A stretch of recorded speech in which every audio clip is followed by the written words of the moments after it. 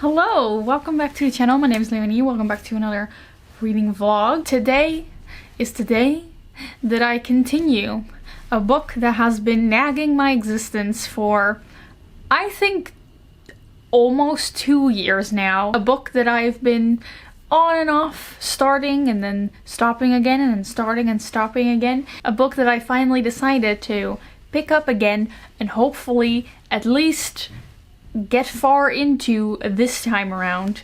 And if you've been following the channel for a while, you know what time it is. It is time to finally pick up again Crime and Punishment by Fyodor Dostoevsky. This is a 600-page book. So somehow I did get to like 200 pages into it. I'm not gonna start from the beginning because I do not hate myself completely.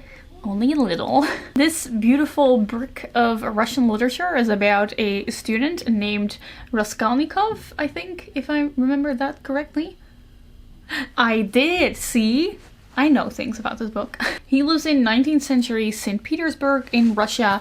He's a poor student and through circumstances, lack of money, he is driven to murdering his landlady.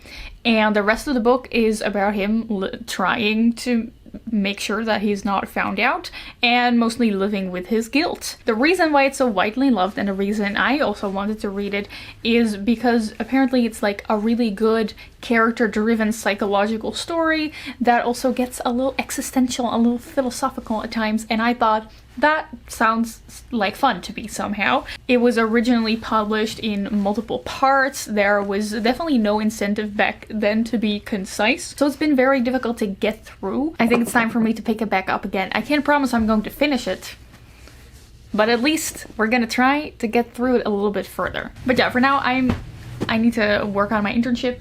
I'm in my final year of my neuroscience master. I'm doing my final internship from home at a Harvard research group, and today I have to give a presentation for a rather large group of people. Let's just start with that.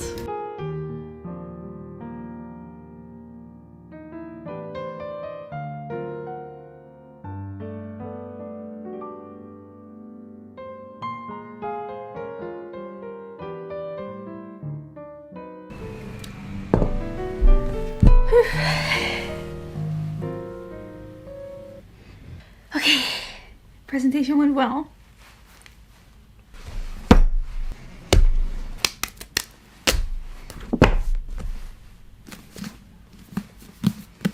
I'm gonna start annotating this book. I used to never do this because I had this thing of like, oh, I don't want to write in my books, but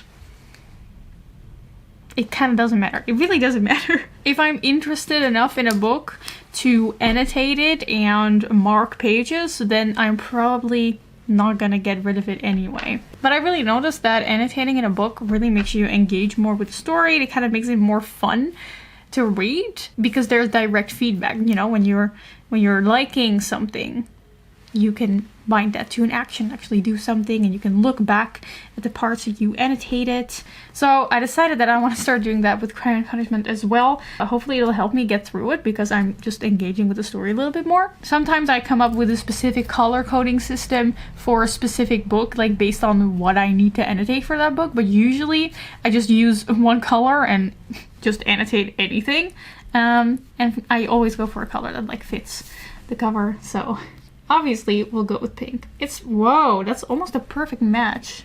Okay, I think now we've got everything that we need to have a good little reading session. So we can finally start or continue reading this book at page 200 and see how far I can get before I'm like tired of it again. But first I'm going to make dinner because it's actually already like almost dinner time.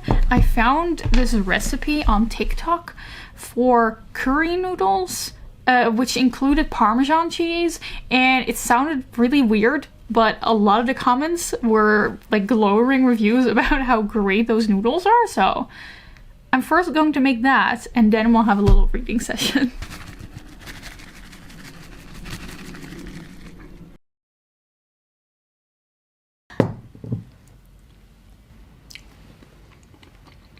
It's not bad. It's pretty nice actually. Okay, I'm gonna do a little reading session on Twitch so we can read together. How do I explain in a way that doesn't make me sound crazy that I go on the internet to read with strangers over the internet, and that's like a nice way for people to get some reading in. So I can get all of your emotional support when I try to read this book. I'm way too dramatic about reading this book. It's really not that big of a deal, and I should stop being so dramatic about it.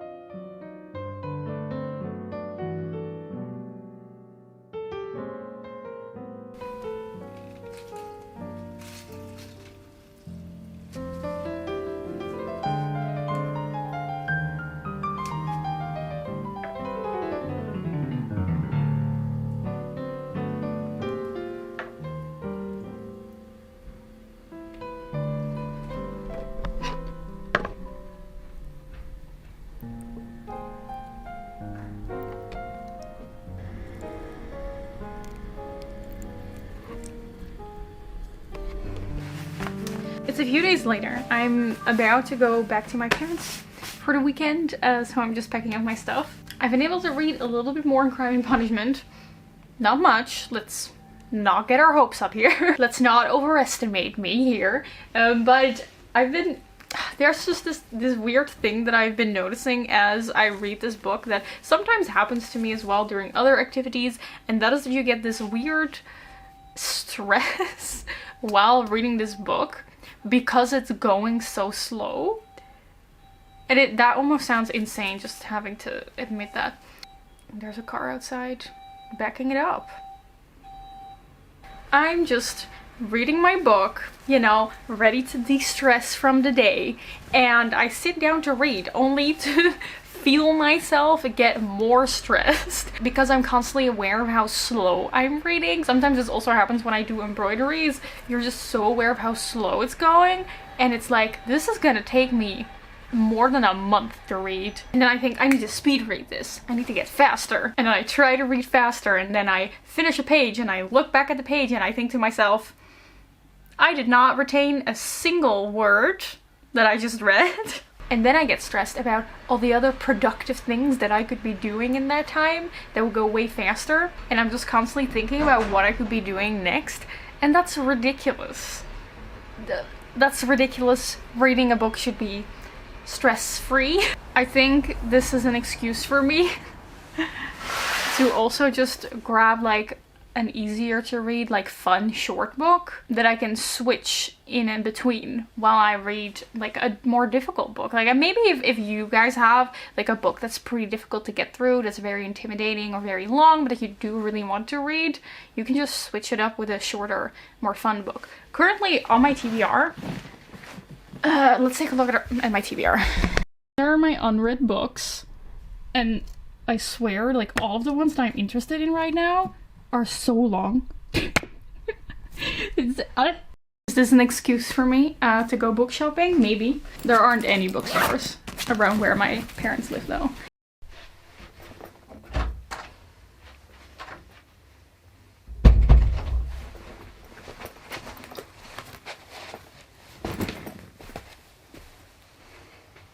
Hello, Momo.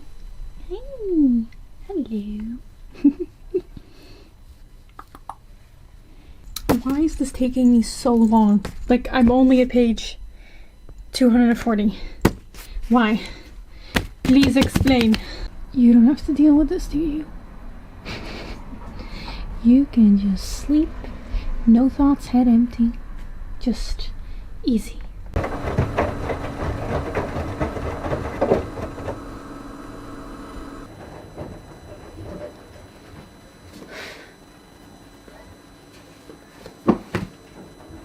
Somebody kick me out of university. Am I dumb? So I've been watching this show called Our Flag Means Death. Amazing show, by the way. Would recommend it to everyone. But there's a scene where one of our pirate main characters comes in contact with the aristocracy for the first time, and he is completely confused by the way they speak, because they constantly speak in riddles and under 10 layers of passive aggressiveness, and he has no idea what's going on.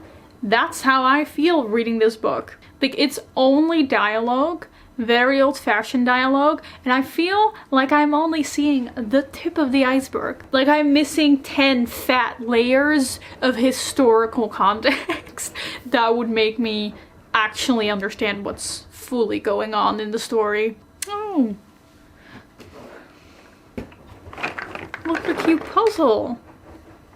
Anyway, okay. I feel so stupid reading this classic, and I also feel very stupid having to admit that. Am I not a reader? Am I not supposed to be good at this? I'm not even sure anymore if I want to read this classic or if I just want to be someone who has read that classic.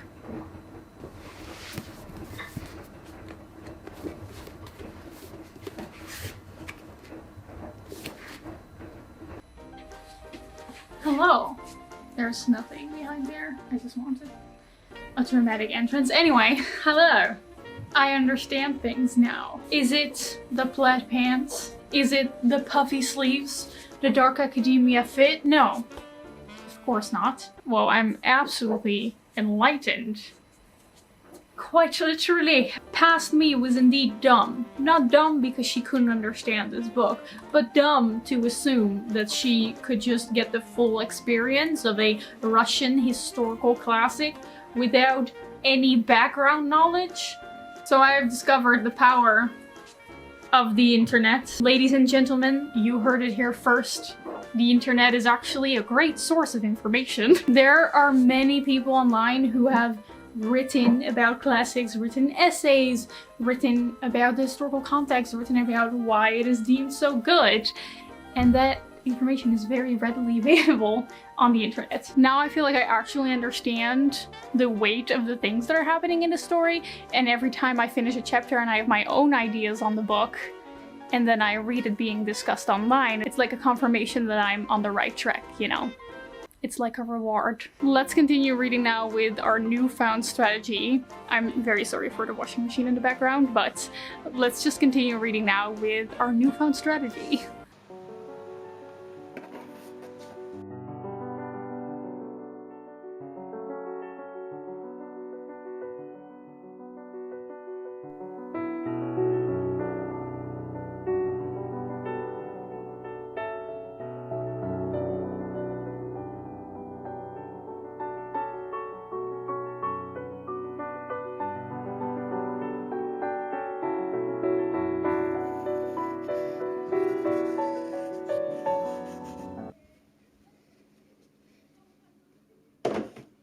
I am halfway into Crime and Punishment right now. Here's the proof. All my annotations. It's actually getting super interesting right now. Only took about half of the book to get there, but it's fine. Reading this book so far just feels like watching an anime with a lot of filler episodes. Some really great, interesting parts, and then it is interspersed with just stalling. If you remember at the beginning of the video, I said one of the reasons that I wanted to read this book and why it's so popular is because it has it poses some interesting ethical questions. And we're at that point right now where it's finally talking about the idea of when it's okay, if there are certain people who are ethically allowed to kill people if it's for the greater good. It talks about some very interesting ideas, which, I mean, a lot of them I don't agree with, but they're very interesting. And every time I finish a chapter, I take out my little phone, I do my little scrolling, and I read what the Spark Notes have to say about that chapter. And it usually gives some interesting context. Like, for example, the main character is a student, therefore he doesn't really have a lot of money. At first sight feels like very similar to how I, in my experience, would think about students, but the difference between right now and back then in Russia is that being a student was extremely elite, and definitely not something anyone could do. So the main character is definitely part of like high society, and that is something that I would not have gotten if I just read the book based on my own interpretation of the world without any historical context in there. So I highly recommend if you're reading a classic and you feel like you're not really getting it or you're not really getting the full experience, don't be afraid to just look up resources online. And you don't have to agree with everything that's being said in a classic. I know that sometimes classic can seem a little bit stuffy and old-fashioned and only about one certain perspective of society, but there's probably a lot of things written about whatever classic you're reading from different perspectives, sharing their critiques, and that really enhances your experience of the book. Also, another thing that I wanted to mention is that translations are very interesting. This one quote that I think is one of the most famous quotes from Crime and Punishment. It is, "Pain and suffering are always inevitable for a large intelligence in a deep heart." And what I found interesting is that when I came across that same quote in my Dutch translation from Russian, I would say it was more translated along the lines of, "Pain and suffering are inherent to those with a wide understanding and a warm heart." And I feel like those two translations give a very different message and would lead you to interpret the text in quite a different way. So now I wish I could speak Russian so I could understand what the original text said, because now I don't know which translation is more accurate. I'm still going slow, but I've made peace with it. I think soon I'll take a trip to the bookstore to get myself a short, quick YA fantasy to read for the days that I'm feeling more reading something like that.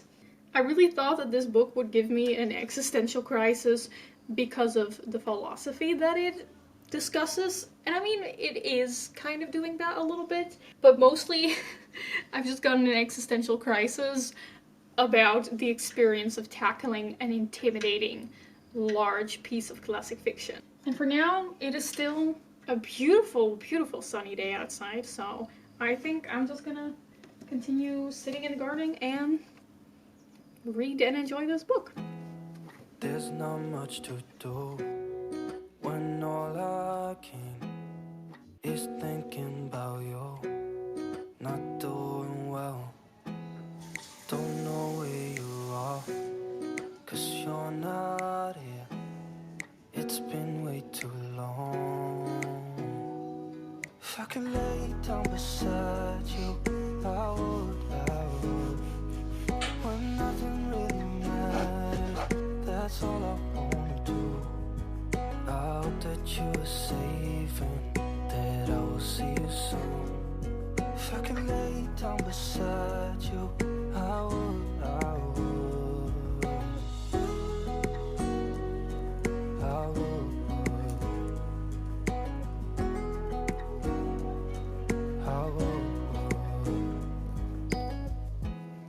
We talk on the phone every night.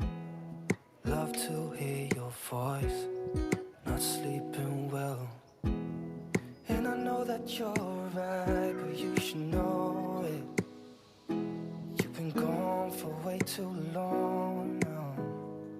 If I could lay down beside you, I would. When nothing really matters, that's all